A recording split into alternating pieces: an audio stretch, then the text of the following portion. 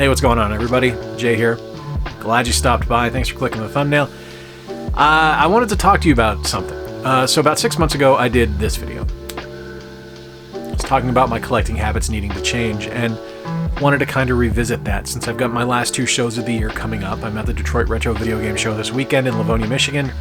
And then next weekend, I'm in Columbus, Ohio for Torg, one of my annual shows that I go to. And I kind of wanted to revisit things because with the last two shows coming up, I wanted to see if I've kind of stuck to that. I've had a few videos where I've talked about, like recently, where I picked up the 8 Dreamcast games, and it kind of runs counterclockwise to what I had talked about previously, where I was going to be revisiting my collecting habits and not just buying for the sake of buying something. And I will admit, I dropped the ball there. Old habits are hard to break, but it's something where the Dreamcast is one of those consoles that I just adore, and I tend to just buy anything for it if I see it at a reasonable price, and $3 a piece was not a price I could pass up, but I didn't buy everything. I didn't buy everything they had there for the Dreamcast. I passed up on a lot of the sports titles and stuff like that, so at least that was in check. But as I go into the end of the year, I wanted to kind of look back over the last 6 months and see if this was legit, if this checked out, if I had actually kept my collecting bad habits in check and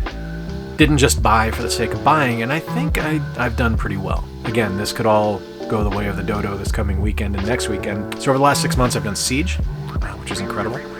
I did the Cleveland Gaming Classic, which is amazing. I did the Illinois Game Con, which is amazing. I went to the Pittsburgh Retro Gaming Expo, and now I've got Detroit Retro Video Game Show and Torg coming up. The thing that's been the hardest thing for me to resist has probably been magazines, of all things, because I really enjoyed the videos where I'm looking at the stuff in the magazines, looking at like the top 30 in Nintendo Power, the video games advertised in a back issue of Spider-Man or something like that. Those are things I really enjoy doing, and it gives me a chance to play stuff that I've never played before. So looking at those magazines and kind of diving back into, times past and pulling those apart has been really interesting to me. But I haven't bought a ton of games, which is weird, right?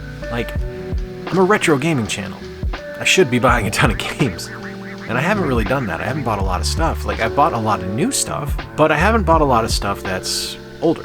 And I'm okay with that, because it's given me an opportunity to play newer games. It's given me an opportunity to kind of more closely align with my kid and the things that he's playing, which is really fun.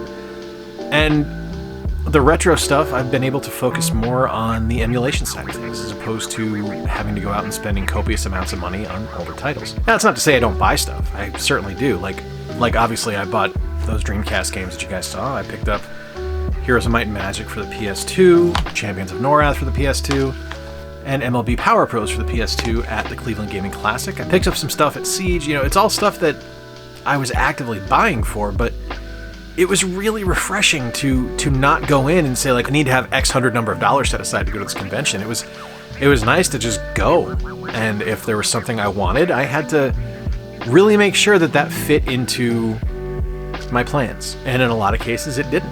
Picking up Suikoden 5 was a definitive thing I needed to do. I needed to pick that up. I got that at Siege.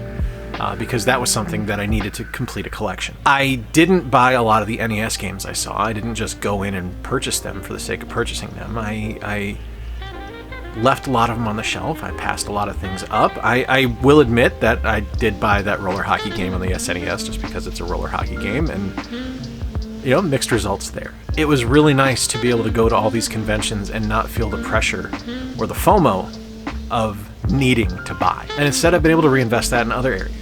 Buying some different consoles or picking up newer games, like I mentioned. Like Super Mario Wonder is incredible. It's so good. I finally picked up Hogwarts Legacy after sleeping on it for so long. And it's been really nice to dedicate a lot of time to newer stuff and to other creative pursuits as well. Like, I'm taking some classes on audiobook narration. It's something that I have a passion for voiceover. I have been a voice actor in the past, and it's something where I want to branch out a little bit and get into something else, and audiobooks are right there, and there's an opportunity there. So I've been investing in myself a little bit that way rather than just buying stuff. But that's not to say I'm not going to collect in the future, and it's not saying I'm not going to be buying more things, because I've met me. I have, if you look over here, it's my G.I. Joe shelf. I buy new G.I. Joes all the time because I love them. My oldest collection is G.I. Joe stuff, and I will always collect G.I. Joe stuff just because I love it. Now, I'm not a completionist by any stretch of the imagination, but by a fair amount. And it's something where it's really nice to be able to temper that side of things with video games, because I have no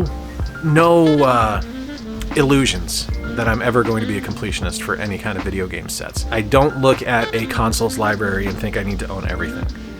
I kind of find that, for me, to be the wrong approach, because I don't have the time to play all of them. So it would just be a reason to spend money and to amass things, and that's not the way I want to live my life anymore. So I tend to be more selective. Now, there are newer things where I've had the opportunity to be a completionist, like the Evercade. I love my Evercade. And I don't talk about the Evercade enough on this channel, so if you're interested in hearing some more stuff about the Evercade, let me know in the comments down below. I'll definitely do some more Evercade videos going forward. There's a distinct opportunity to be able to be a completionist for that console, to be able to collect all the physical cartridges and all the clamshells and all the amazing games that they've released for it. But that compulsion never panned out. It wasn't something where I felt the need to do so. I mentioned the magazines, and I've really enjoyed collecting magazines. And the nice thing about magazines is they can go on a shelf, they can go in a tote, they can go in a magazine box or an accountant's box and be out of the way. I mean, they're not. I'm a slob. And the other side of magazines is that there's more than just the magazine. Like, there's stuff to read. There's creative thought processes that go into reading all of them, where I can look at it and say, ooh, that's a video idea. I can work with something for that. And a lot of it does revolve around the channel. And I mean, and that's weird to say when you have, you know, I don't have the largest viewer base. Like, I'm not Metal Jesus. I'm not Riggs or Hancock or anybody like that, or Nintendo. I don't have that audience. So to look at it as I'm doing this for the channel, might seem a little bit of a forced catharsis, I guess. But it's something where long term, that's where I want to go with it. And doing stuff for the channel fills me with a creative joy that I haven't experienced in a long time. So I buy the things that make me want to make more content. And that pays off. I've had a great year. And I want to say thank you to everyone who's been watching, because it has been a year of change, a year of growth, and not just for the channel, but for me. You know, it's been something where I've professionally, I've accelerated. Creatively, things have changed, obviously. And the audience continues to grow here, and I'm so happy that anyone who watches my videos sticks around. And if you are new here and you're watching for the first time and you like kind of the nonsense I'm spewing here, click that subscribe button. I'd love to have you stick around.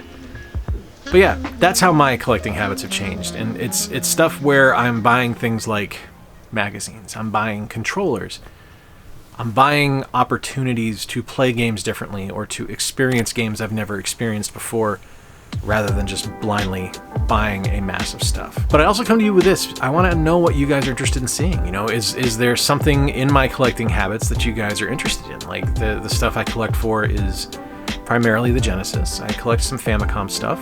I have a goal of collecting every hockey game ever made, and I'm nowhere near completing that, but it's something I'd like to do.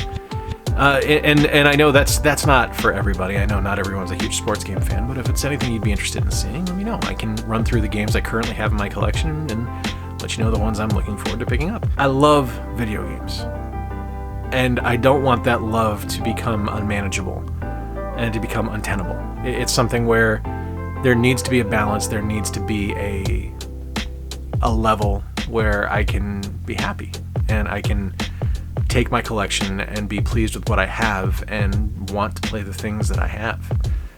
You know, one of the consoles I'm really looking forward to collecting some more for as I go forward is the Sega Master System. But collecting for that one is on hold until I get one game, because there's one game I want more than anything for the Master System, and that's the Lucky Dime Caper starring Donald Duck. It is my favorite Master System game. I love it. It was a European release. I have yet to see it in person. My friend Peter had it when I was younger. His family lived in Europe and they would send him stuff, and he had a Master System, and I played it when I was like 9, but I've never seen it as an adult, and I've never had the opportunity to buy it. And it's not like it's an expensive game. It's just one of those things where half the fun of collecting is the quest, you know, the hunt. And, you know, that's the lizard brain talking, you know, being on the hunt is rewarding, but it's so much more fulfilling and so much more rewarding to be able to find something in the wild or at a convention and make the purchase that way, as opposed to just, you know, buying it on eBay. But yeah, that's the one I'm looking for the Master System is the Lucky Dime Caper. But just wanted to revisit, wanted to kind of go back and talk about the collecting goals for the year and changing my habits a little bit, and let you know that it can be done. You can change your habits. You can improve, at least for me.